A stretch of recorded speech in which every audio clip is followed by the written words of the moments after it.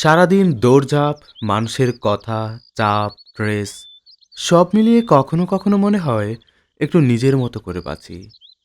আজ তাই একটু সময় চুরি করে নিজের কাছেই এলাম। কতদিন পর বই হাতে নিলাম, বইয়ের পাতায় যেন নিজের ছোটবেলার শান্তিটুকু ফিরে পেয়েছি। নদীর কাছে এলে মনটা হালকা হয়ে যায়। মাঝে মাঝে ভাবি, এত দৌড়াই কেন? সুখ তো অনেক সময় এমনিতেই আশেপাশে থাকে। এক কাপ চা আর কয়েকটা সাধারণ মুহূর্ত, এগুলোই আসলে দিনের সত্যিকারের আনন্দ। ছোট ছোট জিনিসে জীবনকে সুন্দর বানায়।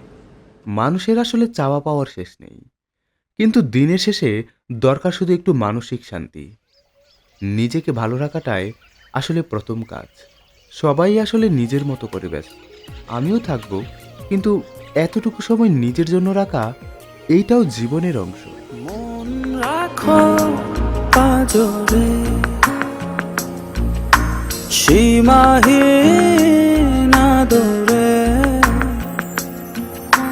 চোখ রাখো গভীরে, ভালোবাসার নজরে, যতনে